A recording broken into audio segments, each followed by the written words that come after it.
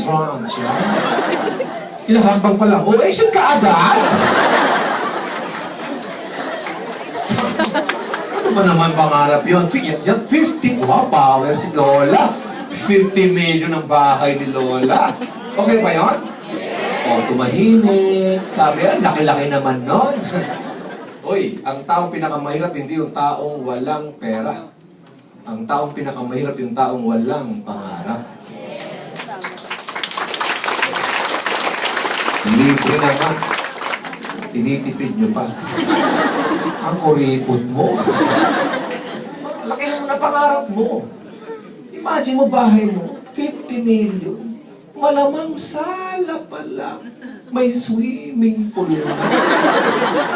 Imagine mo pag-gising mo, wow, swimming pool. Tapos nakita mo yung yaya mo. Naka-two-piece.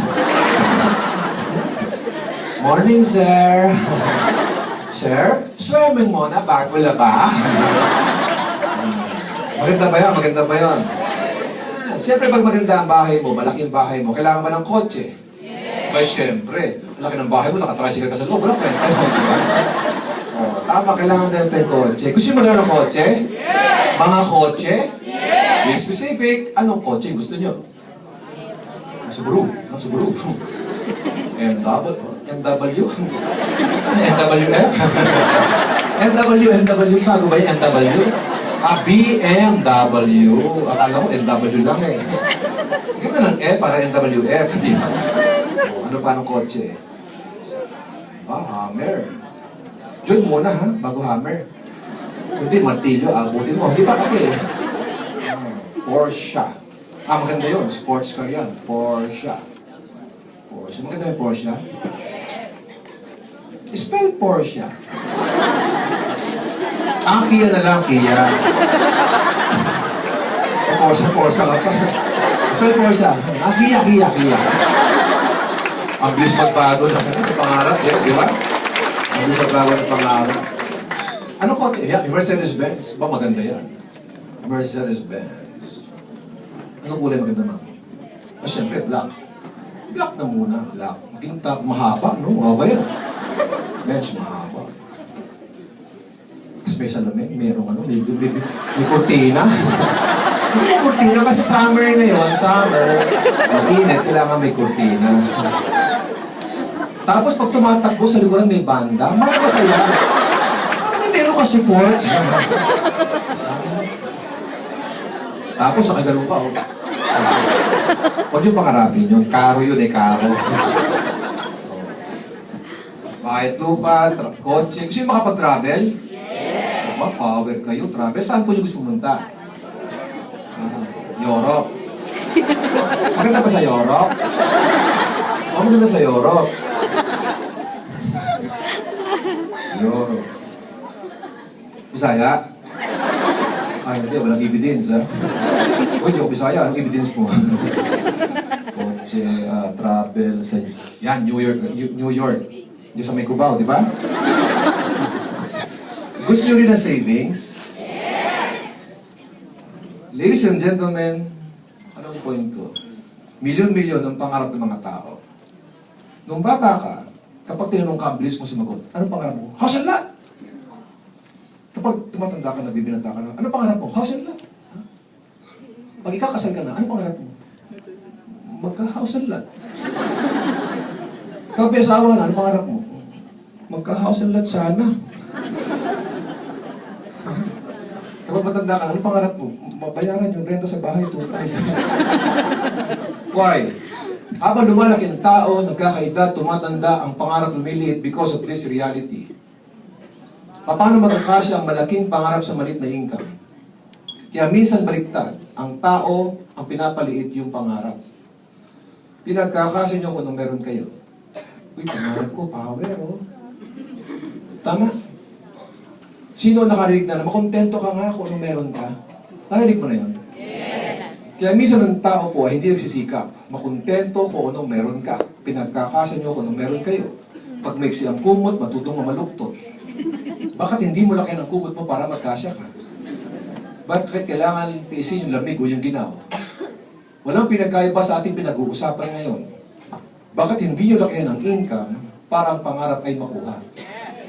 Yun nga lang, in reality, paano ba kumikita ng pera ang tao? Dalawang bagay lang halos. Either mag-empleyado kayo o magnegosyo. Merong empleyado sa audience, malamang meron din negosyante sa inyo. Ang empleyado, ang negosyante, pareho ba sila nangangarap? Yes. Ang empleyado magaling, masipag, matalino, napasok ng maaga, lagi nag-overtime to. Pero yung mayaman yung boss, yung amo, yung kumpanya. Tama ba sa inyo?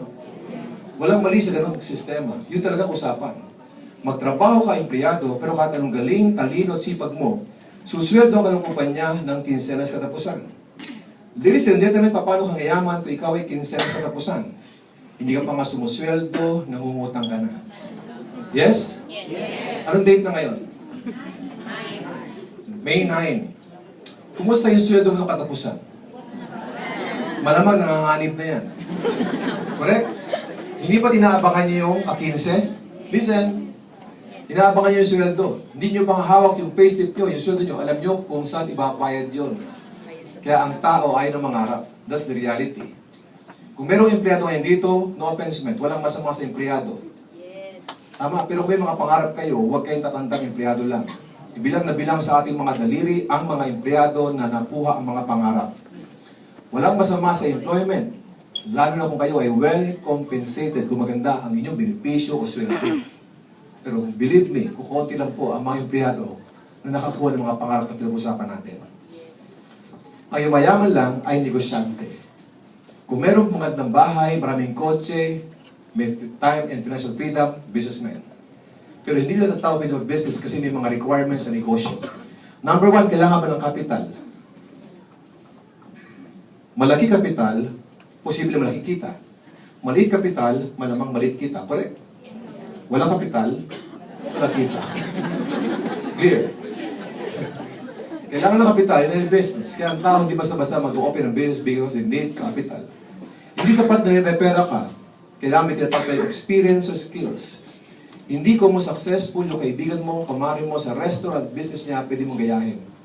Hindi kayo pwede magtayo ng isang barbershop kung kayo ay hindi magupit. Kailangan hands-on kayo. Mapapansin mo ang tao may kapital na, may experience na, hindi pa rin nag-negosyo. Kasi hindi sila mag-take agad ng risk. In any business, lahat yan merong risk na sinasabi. Number 1 risk, merong utang. Tama? Magkwento ka, pare, magtatayo ako ng tindahan. Magkatayo ka pa lang. Sabi ko pare mo, talaga? Pare pag may tindahan ka na, utang ha? Pag nangutang mabait, maamo, parang tupa, maningil ka, ikaw pa masama. Nag-aaway mga magkamag-anak, magkaibigan because of utang. May calamity. Sa negosyo, kahit ilang milyon, ang puhunan nyo, kapag inabutan ka ng lindol, bagyo, sunog, tapos ang negosyo mo. May competition. Magtayo ka ng negosyo, tindahan sa bahay ninyo, pag kumikita yan, magbilang ka ng ilang linggo, ilang buwan, bawat kanto sa bahay ninyo, sa lugar ninyo, may tindahan na yun. Correct? And last, meron tinatawag na human factor. Ano yung human factor? Hindi pwede pagkatiwala ang negosyo mo sa mga katiwaldas mo. Kaya wala kang peace of mind pag may tindahan ka sa Manila. Lumayo ka, ang utak mo, nasa tindahan mo. Ang katawan mo sa labas, pero isipan mo, nasa tindahan mo. Kaya mo, Inday, bantay mo ang bahay natin, ng tindahan. Sabi ni Inday, yes, kuya. Tama? Si Inday nauuhaw. Summer kasi. Pagbukas ng ref, malamig na tubig at malamig na soft drinks, anong inumin?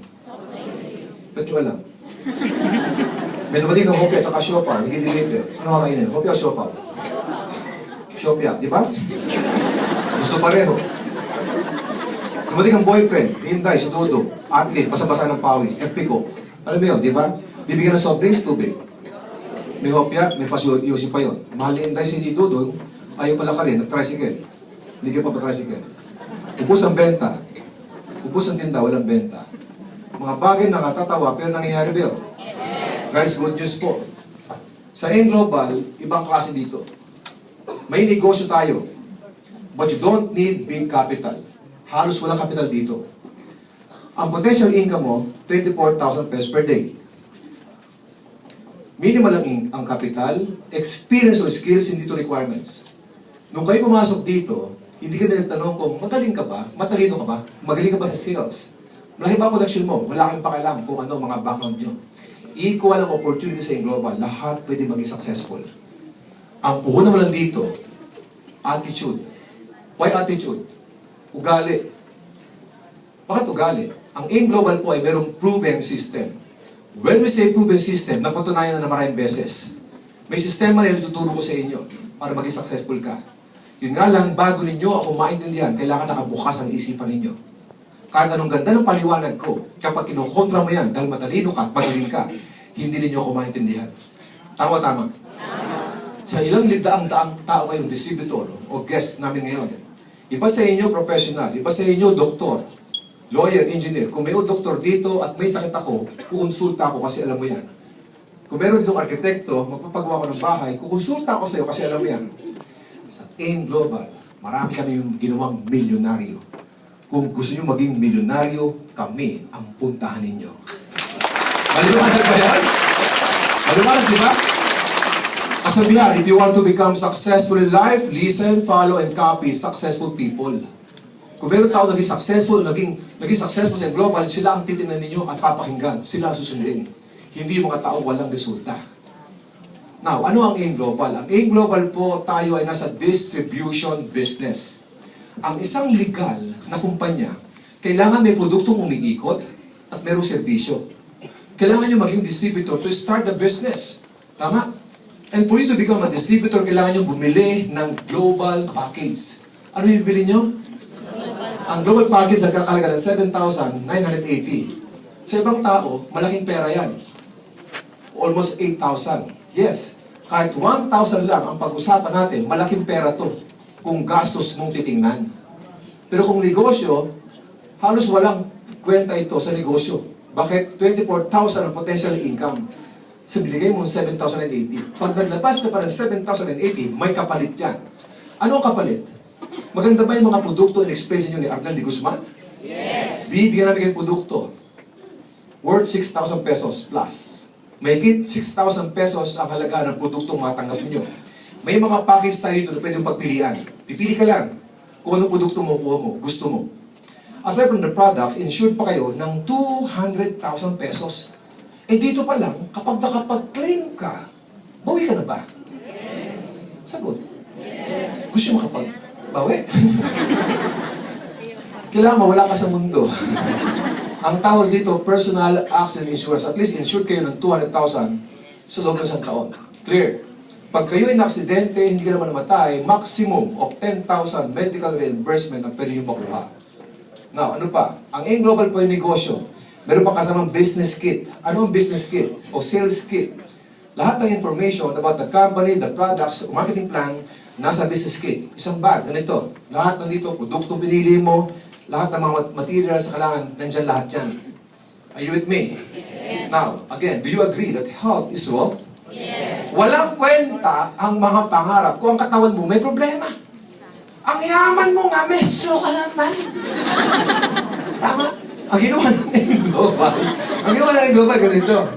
Nagbigay kami ng libre, free medical check-up. Tama? Libreng urinalysis, dental, x-ray, CBC, at physical examination. Lahat yun, libre. Sa pagpapacheck up, we have more than almost 500 clinics na nakatie up sa atin. May listahan, pipili ka kung saan malapit. Ang kailangan mo lang pa-ID. Magpa-reserve ka lang, magpa-schedule ka lang, then ID. Para malaman kung talagang member ka ng AIM Global, ng ID, 200 pesos, punta ka sa third floor, with your ID picture, hintay ka ilang minuto, yung ID mo mahuha mo na. Clear? Now, ano pa? Ito yung negosyo. Na kahit saan ka magpunta, you can monitor your business. Paano yun? Once mag-join ka, bibigyan namin kayo ng sarili mong username. Meron ka sariling password. Maglalagin ka lang sa website natin, www.allianceinmotion.com. Hingin na username at password mo. Tama? Lahat ng transaction nandun, makikita mo doon. Parang webpage mo, parang DTC. Ang tawag doon, DTC or Distributor Tracking Center. Pwede mong i-trace, i-track, i-monitor 24/7 yung nangyayari sa negosyo mo. Yung mga taong sumasama sa inyo, yung produktong kailang binibili, kailan, anong oras binili, at kung magkano ang porsyento nyo o komisyon, makikita mo sa webpage mo o sa DTC mo. Example, member ka, bumili ka ng produkto. Yung produkto may kasamang points. Anong kasama? Yung points na yun, i-encode ninyo sa DTC mo, sa webpage mo. Pagka-encode na pag-encode, lalabas ang komisyon. Paano makukuha ang komisyon? Hindi mo na kailangan pa pumunta ng head office o mga BCO sa buong Pilipinas para ang komisyon ay makuha. Ang komisyon ay makukuha sa pamamagitan ng ATM. May mga tao hindi makapag-open ng ATM kasi may mga bangko humihingi ng initial deposit at mayroong maintaining balance. Ang AIM Global, kailangan mo lang 200 pesos, magpila pa ng form, processing fee, 200 pesos. Maghintay ka ng ilang linggo, yung ATM mo, makukuha mo na. Yung ATM na yon, ang gagamitin mong pangkuha ng komisyon. Anong bangko naka-tie up? Under BDO. Lahat ng BDO sa buong Pilipinas naka-tie up sa AIM Global. Clear? Now, may encoding ka, pam, komisyon labas, bukas, withdraw. Ang tawag doon, daily payout. Guys, good news. Ang AIM Global lang po, ang kumpanya, 9 years na daily payout pa rin.